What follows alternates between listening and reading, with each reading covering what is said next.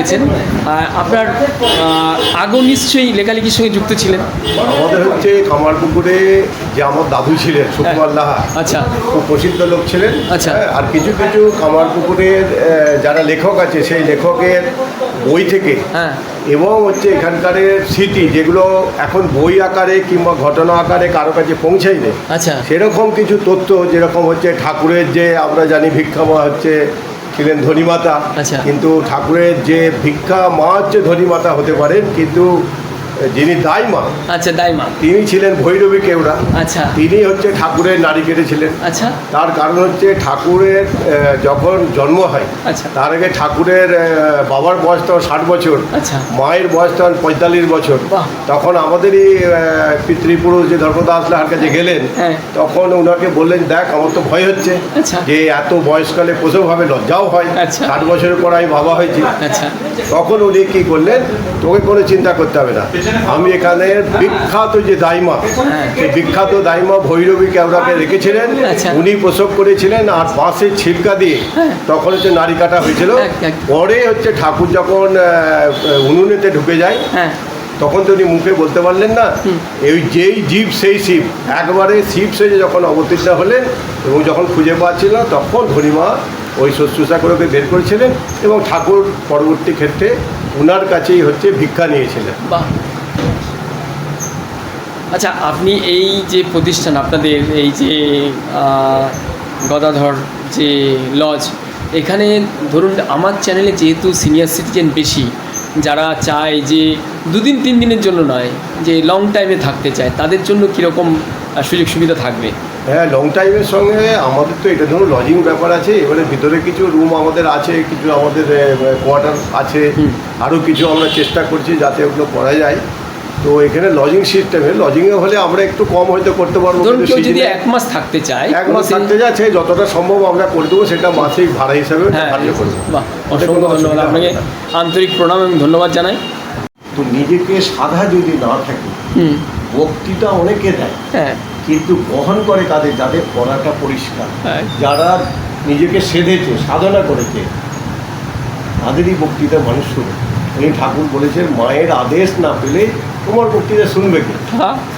এটাই হচ্ছে সব থেকে বড় ব্যাপার। প্রতিটি মানুষকে অন্তর্মুখী হতে হবে। তার কারণ হচ্ছে আমাদের এই যে মোবাইল থেকে আরম্ভ করে যেসব ইউরোপিয়ান কান্ট্রিগুলো আছে, আমাদেরকে বহির্মুখী করছে। আর বহির্মুখী করলে কি হবে, আপনি অস্থির হবে। অস্থির হলে আপনি সুখ খুঁজতে যে আপনি কিন্তু অশান্তি ডেকে নিয়ে আসবেন, আর আপনি প্রচুর রোগের শিকার হবেন। ওদেরই ওষুধ খেতে হবে, কিন্তু আপনার রোগ কিন্তু ভালো হবে।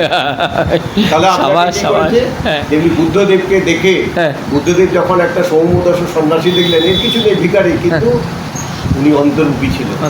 তো আমাদের সনাতন ধর্ম, সনাতন মানে হচ্ছে সনাতন হিন্দুত্ব, এগুলো অনেকে বলে। সনাতন ধর্ম হচ্ছে ঈশ্বরের কাছে পৌঁছাবার মানে পথ বলে দেয়, নির্দেশ করে দেয়, দেখিয়ে দেয়। বেদ বেদান্ত আমাদেরকে ওই নির্দেশই দেয়। তো ওই জন্য প্রত্যেকটি মানুষকে অন্তর্মুখী হতে গেলে একটু নিজেকে একাকী বসতে হবে। আর যখনই দেখবেন একাকী বসবেন, তখন আপনি অন্তর্মুখী হবেন, তখন আপনার ভিতরকার সমস্ত যে বাধা বিপত্তি আছে খুলে যাবে, আপনার ওরা পরিষ্কার হবে, আপনার কাছে লোক আসবে এবং আপনার লোক তবে কথাটি নেবে। নাহলে আমরা যতই বক্তৃতা করি, যতই লেখালেখি করি, তাতে কিন্তু আমাদের কোনো কথা নেই। ওই যদি ঠাকুর বলেছেন, মন মুখ এক, মন আর মুখ, আর মন মুখ কখন এক হবে? যোগস্থ চিত্ত বিরক্ত নিরোধ, মানে যোগের দ্বারা যার চিত্তবৃত্ত নিরোধ হয়েছে তারই মন মুখ এক হবে, নাহলে কিন্তু মন মুখ এক হওয়া সম্ভব। বাহ, চমৎকার। কীভাবে বলবো আপনাকে, কীভাবে প্রণাম জানাবো? ওইটা দেখার জন্য ওনারা আসে। তো ঠাকুরকে যত জানবেন ততই আপনার ভিতর উজ্জ্বল হবে। যখন মা এসেছিলেন না, একটু কাহিনী বলি, আপনি যখন সময় আছে, তো ঠাকুরের যখন বিবাহ, ঠাকুর তো প্রথমেই বলেছিলেন যে উমুক মুখুর্জের মেয়ে কুটো বাঁধা আছে। আরও ছোটোবেলায় যে চলে যায় যাত্রা দেখতে গেলেন, সেখানে শিওরে যাত্রা হয়েছিল, তখন শাহরুখকে জিজ্ঞাসা করেছিল তোর স্বামীকে হবে রে। তখন ঠাকুর অনেক দূরে ছিলেন, ঠাকুর একজন ছোটো ছিলেন, তাদেরকে দিয়েছিলেন। পরে যখন ওখানে মাকে পাওয়ার জন্য ঠাকুর উন্মাদবর, তখন চন্দ্রা দেবী আমাদেরই গোপেশ্বর শিবের মন্দির, কামারপুকুর, আমাদের আগে কামারপুকুর নাম ছিল শুভলালগঞ্জে। আচ্ছা। কেন এখানে হচ্ছে বর্ধমানে রাজপুরোহিতের পুরোহিত ছিলেন শুভলাল গোস্বামী। যখন ঠাকুরকে ওখানে মিথ্যা সাক্ষী, বাবাকে যখন মিথ্যা সাক্ষী দিতে বললো আমি ধর্মনিষ্ঠ ব্রাহ্মণ, আমি মিথ্যা বলতে পারবো না। তারপর যুধিষ্ঠির যখন মিথ্যা বলেছেন, যুধিষ্ঠিরের রথ হাওয়াতে উঠত। তো ঠাকুরের বাবা মিথ্যে বলে, যুধিষ্ঠির কিন্তু মিথ্যে বলেনি, কিন্তু তার ভাবর অশ্বত্থাম ইতি গজ, একটা কিন্তু অশ্বত্থাম হাতিকে মারা হয়েছিল, কিন্তু তার যে মিনিটটা গেছে সেইটাইতেই ভুল, মানে কি মিথ্যা মিথ্যা, তাতেই কিন্তু ওনার রথ মাটিতে বসে গিয়েছিল, মানে মাটিতে আর উপরে যেতে পারছিল না। এইরকম কামারপুকুর এমন একটা জায়গা, এখানে যদি এর ইতিহাসও দেখবেন, এটা বৈষ্ণব অঞ্চল ছিল। আর এই শিব, দ্বাদশ শিবের মন্দির আছে, ঘুরে ঘুরে যদি দেখেন, সেই গোপেশ্বরের শিবের মন্দিরে মা হত্যা দিয়েছিলেন। তখন ওখান থেকে আমাদের এখানে পুরো শিব মন্দিরে, তখন বললো দেখ তোর ছেলে পাগল হয় না, তোর ছেলে হচ্ছে ভবতারিণীকে, মা জগদম্বা, তাকে হচ্ছে দর্শনের জন্য উদ্দীপ হয়েছে, ছেলে ভালো হয়ে যায়। তো মা ফিরে এলেন। পরে যখন বিবাহ হলো, হওয়ার পরেতে মা তো চলে গেলেন জয়রামবাটি। যখন এখানে প্রথম কামারপুরে এসেছিলেন, তখন হৃদে মাকে আনতে গেল পদ্মফুল নিয়ে। ও তো হৃদেকে দেখেই মা দৌড় লাগিয়েছে, কারণ পদ্মফুল নিয়ে তাকে এখানে এনেছিল। ঠাকুর অনেক কিছু কথা বলেছিলেন, বলার পরে ঠাকুর যখন চলে গিয়েছিলেন, তখন মা বললেন উনি চলে গেলেন, আমাকে সব কিছু শিখিয়েছে, আর আমার অন্তরে একটা আনন্দের ঘট উনি বসিয়ে দিয়ে গেছেন। তো কামারপুকুরে যারাই আসবেন বারে বারে আসে, এবং ওই আনন্দের ঘট তার মধ্যেও কিন্তু প্রতিষ্ঠা হয়ে যায় অজান্তিক। আর ঠাকুরের একটা টান আছে, দেখবেন বারে বারে ঠাকুর কাছে আসতে ইচ্ছা হয়।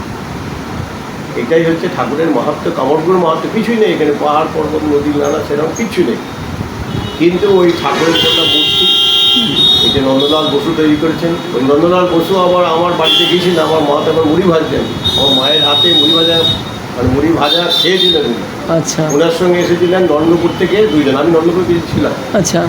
শিবশঙ্কর চক্রবর্তী আর মানিক মিত্র দুইজনে এসেছিলেন, আমার বাড়িতে মুড়ি খেয়েছিলেন। নন্দলাল বসু এত সুন্দর মূর্তিটি তৈরি করছেন, এই মূর্তি আর কথাও আপনি পাবেন না। আচ্ছা। আপনি যেখানেই যাবেন এই মূর্তি কিন্তু আলাদা মূর্তি। আপনি দিনে একরকম দেখবেন, রাতে একরকম দেখবেন। আর যেটা বললাম, স্বয়ং ভগবানেরাও এই মূর্তি দর্শনের জন্য রাত্রেবেলা আসেন। এইটাই হচ্ছে আমাদের কামারপুকুরে যারা জন্মেছে, যারা এসেছে, যারা আসবে, সবাই ধন্য। আর এইখান থেকেই আপনি মুক্তির পথ নিতে পারেন যদি অন্তর্মুখী হন। আপনার মন যদি পরিষ্কার হয়ে যায়, অন্তর্মুখী যদি হয়, ঠাকুর তো ছোট্ট একটা প্রেসক্রাইব করে গেলেন যে মনমুখ এক করো, আর মাঝে মাঝে সাধু সঙ্গ করো, নির্জন বাস করো, তাহলেই তোমার সবই হয়ে যাবে। তো এটা তো করা আমাদের পক্ষে খুবই সহজই। আমরা যদি মনে করি যে একটু ভালো লোকের সঙ্গে মিশি, কেন ঠাকুর এটা ব্যাখ্যা দিয়ে গেছেন। ঠাকুরের কথা নিতে করবেন যে আমাদের যে শরীর, এই যে আমরা ছোট থেকে পড়ি পাঁচে পঞ্চপ্রাণ, তাহলে পঞ্চপ্রাণ কি? এই পঞ্চপ্রাণ হচ্ছে আমাদের ভিতরেই আছে। তা আমাদের সবসময় মন থাকে হচ্ছে আপান বায়ুতে। তা আপান বায়ু হচ্ছে নিচের দিকে, যেটা পৃথিবীর মাধ্যাকর্ষণ শক্তি সব নিচের দিকে নামায়, আমাদের সব নিচের দিকে আছে, নাভির নিচে। ওই জন্য আমাদের সঙ্গে কারোর সঙ্গে দেখা হলে আমরা কি জিজ্ঞেস করি, কিরে খাওয়া হয়েছে, কিরে বিয়ে হয়েছে, কিরে বাচ্চা হয়েছে, আর উপরে উঠতে পারি না। তার কারণ আমাদের হচ্ছে অনেকগুলো চক্র আছে। তো এইখানটা হচ্ছে নাভিটা হচ্ছে মণিপুর চক্র। যেমন নাভি থেকেই ব্রহ্মাণ্ড সৃষ্টি, এবং সৃষ্টির রহস্য তখনই বলে দেওয়া হয়েছে স্বয়ং ব্রহ্মা, বিষ্ণু মহেশ্বর, ওনারা হচ্ছে বলে গেছেন। তারপরে ওটা হচ্ছে মনু থেকে আপনার বিবৎসনা, পরে যখন ভুলতে বলেছিলেন কুরুক্ষেত্রের রণাঙ্গনে, তখন স্বয়ং কৃষ্ণ অর্জুনকে গীতা জ্ঞান দিয়ে এইটা গুরু পরম্পরা, এইটাই সদ্গুরুরা ওই একই মুক্তির পথ আপনাকে কিন্তু বলে দেয়। তাহলে কি আছে, আপনি সেই, আমাদের মৃত্যু নেই। আমাদের মৃত্যু কখন হয়? যখন মুক্তি হয়। বাকিটা উনি দেহ রেখেছেন, উনি চলে গেছেন। উনিটাকে, উনি হচ্ছে কাঁচা আবু। ছোটোবেলায় আমি খেয়েছি, শুয়েছি, পড়েছি, দেখেছি, এখনও আমি খাচ্ছি, পড়ছি, শুচ্ছি, কিন্তু সেইটা আমি আর নেই। কিন্তু ভিতরে যেটি আছে সেইটা হচ্ছে পাতা আমি, ওইটি হচ্ছে আপনার সূক্ষ্ম শরীর, ওইটি একদিন মুক্ত হয়ে ঈশ্বরের সঙ্গে মিশে যায়। ঠিক আছে, ভালো থাকবেন। হ্যাঁ, অনেক কথা হলো। ওম স্থাপকায় চ ধর্মস্য সর্বধর্ম স্বরূপিণে অবতার বরিষ্ঠায় রামকৃষ্ণায় তে নমঃ। রামকৃষ্ণায় তে নমঃ। রামকৃষ্ণায় তে নমঃ।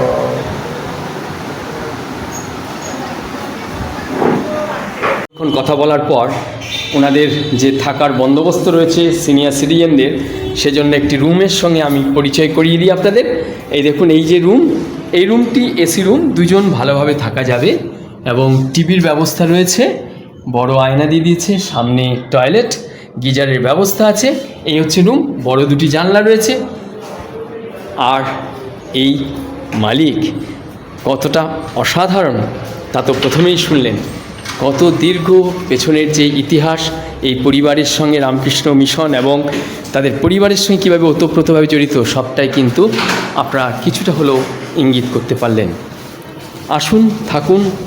কামারপুকুর কিংবা জয়রামবাটি চত্বরে দীর্ঘদিন থাকার জন্য সংবাদ নিয়ে বেশ কয়েকটি ভিডিও বেরিয়েছে। যদিও আগে ভিডিও বেরিয়েছিল বছর 6 আগে, তারপর আবার বেরোচ্ছে কামারপুকুর জয়রামবাটি চত্বরে দীর্ঘদিন থাকার জন্য সংবাদ।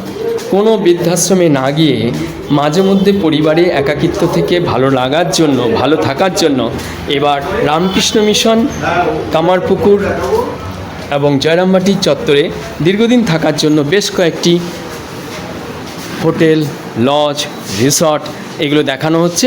এবং আজকে যে প্রতিষ্ঠানটির সঙ্গে পরিচয় করাচ্ছি সেটি হলো গদাধর লজ গদাধর।